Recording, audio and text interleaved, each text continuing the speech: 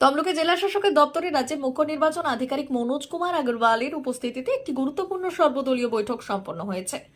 আগামী 23 এপ্রিল পূর্ব মেদিনীপুর জেলার 16টি বিধানসভা কেন্দ্রে নির্বাচন অনুষ্ঠিত হতে চলেছে। এই নির্বাচনকে সম্পূর্ণ অবাধ ও শান্তিপূর্ণভাবে পরিচালনা করাই ছিল রবিবারের এই আলোচনার মূল উদ্দেশ্য। বৈঠকে জেলাশাসক নিরঞ্জন কুমার এবং পুলিশ সুপার অংশুমান সাহা ছাড়াও তৃণমূল, বিজেপি, কংগ্রেস ও সিপিএম এর প্রতিনিধিরা উপস্থিত ছিলেন। নির্বাচনী প্রস্তুতি পরিচালনার পাশাপাশি রাজনৈতিক দলগুলোর পক্ষ থেকে বেশ কিছু সুনির্দিষ্ট দাবি জানানো হয়েছে। বিশেষ করে জেলার বিভিন্ন গুরুত্বপূর্ণ মোড়ে নাকা চেকিং জোরদার করা, বুথের সামগ্রিক নিরাপত্তা নিশ্চিত করা এবং ভোট গ্রহণের দিন বুথ এজেন্টরা যাতে নির্ভয়ে কাজ করতে পারেন সেই সুরক্ষার বিষয়টি আধিকারিকদের কাছে তুলে ধরা হয়। বলছি, অল পার্টি মেম্বারদের নিয়ে মুখ্য নির্বাচন আধিকারিক তিনি বৈঠক করলেন। বৈঠকে মূলত আপনারা কি কি বিষয়গুলো তুলে ধরলেন? বৈঠকে মূলত আমরা বিষয় বললাম, যেটা হচ্ছে যে সুষ্ঠু এবং অবাধ নির্বাচনের জন্য নিরাপত্তা যে কেন্দ্রীয় বাহিনী রয়েছে তাদের যেন স্থানীয় প্রশাসনের দ্বারা নানা নিয়ন্ত্রিত না হয়ে স্বতন্ত্রভাবে তারা কাজ করতে পারে তার ব্যবস্থা করা। এবং আমাদের আলোচনায় উনি আশ্বাস দিয়েছেন যে কেন্দ্রীয় বাহিনীর রুট মার্চ ইত্যাদি হবে, যেখানে আমরা বলবো সেসব জায়গাতেই হবে। এছাড়াও বিশেষ করে নদী তট এরিয়ার জায়গাতে যাতে নিরাপত্তা বাহিনী সবসময় থাকে এবং এই নির্বাচন ঘোষণাকালে তারপরে যাতে কোনো সরকারি কর্মচারী বা অন্যান্য কর্মচারীদের ট্রান্সফার ইত্যাদি বিষয়গুলো না হয়, এরকম কোনো স্পেসিফিক অভিযোগ থাকলে সেটারও উনি ব্যবস্থা নেবেন বলবেন। আরেকটি বিষয়, জনসভা করবার জন্য নির্দিষ্ট সময় সীমা উনি ঠিক করে দেবেন, যেটা হচ্ছে যে কোনো একটি জায়গায় অ্যাপ্লিকেশন করেছে হয়তো সারাদিন ধরে যা জনসভা করে জায়গাটাকে আটকে রাখা না হয়, সেরকম যেন সব দলই সে সুযোগ পায় তার ব্যবস্থা করা হয়েছে। আর মেঘনাথদা কতগুলো বিষয় বিগত বছরগুলিতে ভোটের আগে ভোটের পরে নন্দীগ্রাম সহ বিভিন্ন জায়গায় অশান্তি চলছে, সেক্ষেত্রে কি আপনারা স্পেসিফিক কিছু দাবি? হ্যাঁ, স্পেসিফিক আমরা দাবি বলেছি, ওটা মেঘনাথদা বলেছে। বলছি, আজকে রাজ্যের মুখ্য নির্বাচন আধিকারিক যে বৈঠক করলেন তাতে আপনাদের সঙ্গে কি নিয়ে আলোচনা হলো? আমরা স্পেসিফিকভাবে দুটো তিনটি বিষয়ে অভিযোগ জানিয়েছি।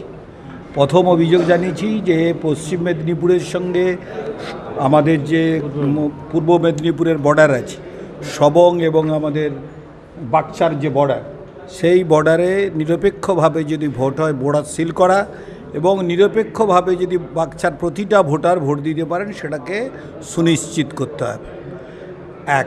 2 নম্বর, আমরা অভিযোগ করেছি যে ভোটার লিস্ট নিয়ে কি ধোঁয়াশা এখনও মানুষের মনে, কারা ভোট দিতে পারবে কারা ভোট দিতে পারবেন না।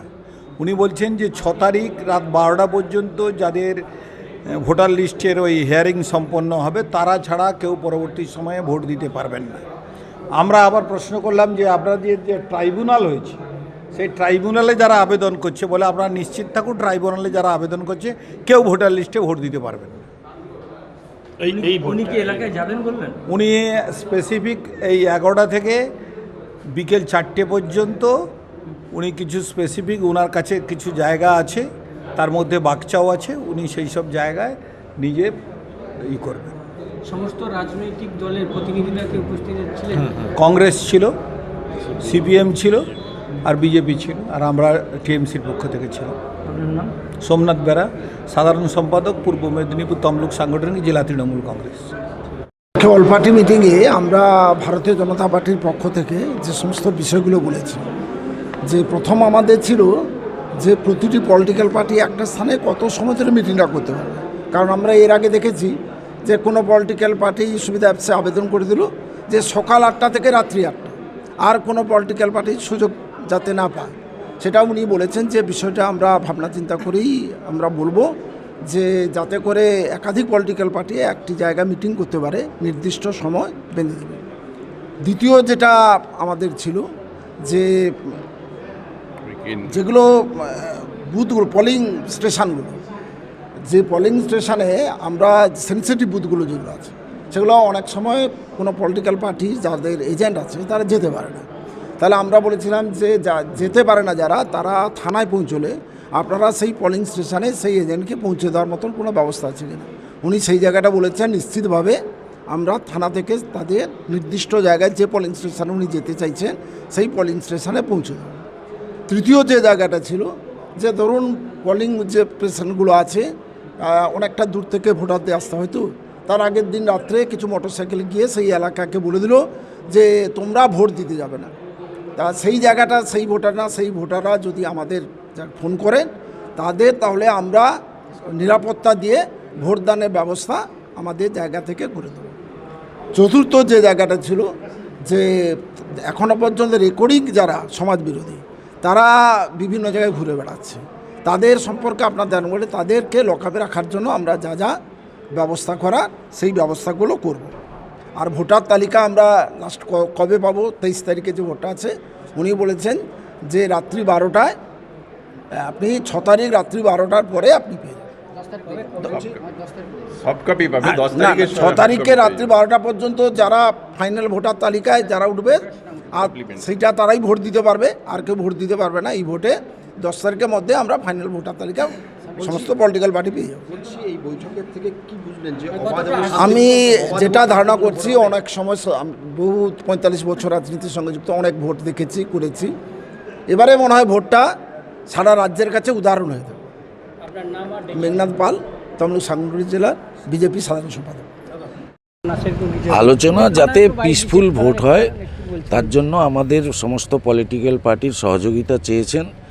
আমরা বলেছি আমাদের জেলার বিভিন্ন যে ভার্নারেবল পয়েন্টগুলো আছে সেখানে যাতে স্পেশাল নাকা চেকিং এবং সিআরপিএফ পোস্টিং করা হয় তার ব্যবস্থা নিতে তিনি সমস্তটাই নোট করেছেন এবং ব্যবস্থা নেবেন বলেছেন। এবং তিনি সিইও সাহেব বলেছেন যে এবারের ভোট অন্যবারের মতো হবে না, আমরা সমস্ত রকম ব্যবস্থা নেব, কিছুমাত্র গণ্ডগোল দেখলেই আমরা রিপোলের অ্যারেঞ্জমেন্ট করব। যত জায়গায় বিভিন্ন ধরনের যে অশান্তি তৈরি হচ্ছে সেগুলোও আমাদের খবর দিলে তাৎক্ষণিকভাবে ব্যবস্থা গ্রহণ করব।